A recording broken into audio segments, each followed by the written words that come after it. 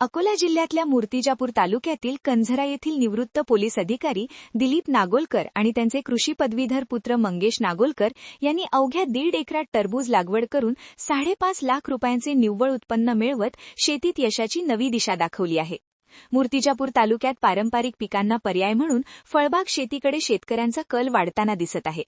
तर कंझरा येथील दिलीप महादेव नागोलकर यांनी निवृत्तीनंतर शेतीकडे पूर्णवेळ लक्ष देत आधुनिक तंत्रज्ञानाचा वापर सुरू केला असून त्यांचा मुलगा मंगेश BSc ॲग्री यांच्या मार्गदर्शनाखाली 1.5 एकरात राशी जातीच्या सुमारे 10,000 टरबूज रोपांची लागवड करण्यात आली आहे. अमरावती जिल्ह्यातील नांदगाव खंडेश्वर येथून सुमारे 25,000 रुपयांत रोपे खरेदी करण्यात आली. ठिबक सिंचन, सेंद्रिय खतांचा वापर आणि योग्य फवारणीमुळे पिकाला चांगला बहर आला. पहिल्या तोड्यात 18 ते 20 टन तर दुसऱ्या टप्प्यात 5 टन असे एकूण सुमारे 25 टन उत्पादन मिळाले आहे. अकोला अमरावती येथील व्यापाऱ्यांनी बांधावरच 23 ते 25 रुपये प्रति किलो दराने खरेदी केली असून ही टरबुजे थेट दिल्ली बाजारपेठेत पाठविण्यात आली आणि सुमारे 1 लाख रुपयांचा खर्च वजा जाता नागोलकर कुटुंबाला 5.5 लाख रुपयांचे निव्वळ उत्पन्न मिळाले आहे. नागोलकर कुटुंबाकडे एकूण 14 एकर बागायती क्षेत्र असून त्यापैकी 1.5 एकरात टरबुजाची लागवड करण्यात आली. तर अल्प क्षेत्रात नियोजनबद्ध पद्धतीने शेती केल्यास लाखोंचे उत्पन्न मिळू शकते हे त्यांनी सिद्ध करून दाखवले आहे. त्यांच्या यशामुळे परिसरातील इतर शेतकऱ्यांनाही प्रेरणा मिळत आहे. नमस्कार, माझं नाव मंगेश दिलीपराव नागोलकर.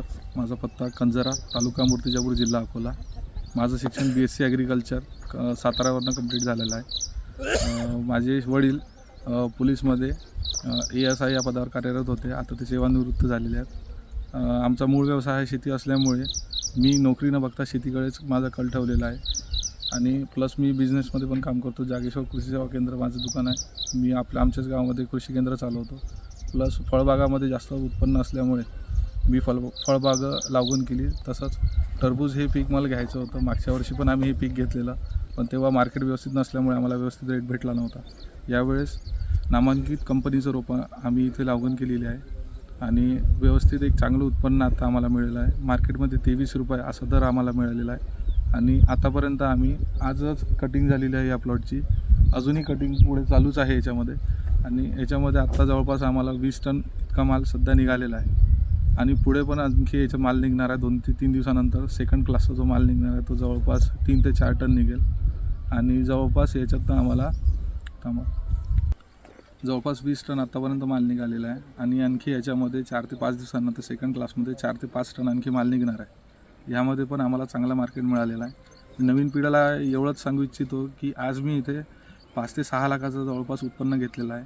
या शेती व्यवसायामध्ये पण भरपूर पैसे आहेत, भरपूर याच्यामध्ये ग्रोथ आहे आणि याच्यामध्ये मला तरी असं वाटतं की नवीन पिढीने जास्त कल दाखवला पाहिजे आणि याच्यामध्ये जर ज्या युवकांनी शिक्षण घेतलेलं आहे त्यांनी नोकरी न करता आपल्या घरी जर वडिलोपारी शेती असली तर तीच पुढं न्यावी अशी याच्यामध्ये मी आवाहन करतो.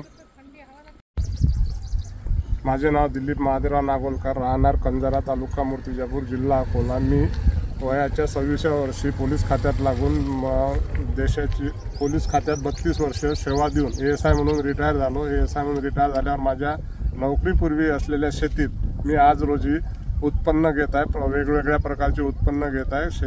सुरुवातला केळी घेतली, नंतर पपई लावली. आता 2 वर्षापासून सतत टरबूज लावत आहे. यावर्षी 1.5 एकर टरबूज असून त्या टरबुजामध्ये अंदाजे कमीत कमी 5 ते 5.5 लाख रुपयाचा आज रोजी टरबूज तयार झालेला आहे आणि ते 23 रुपये किलोप्रमाणे विकलेला आहे आणि पहिला माल हा कमसे कम 20 टन निघालेला आहे.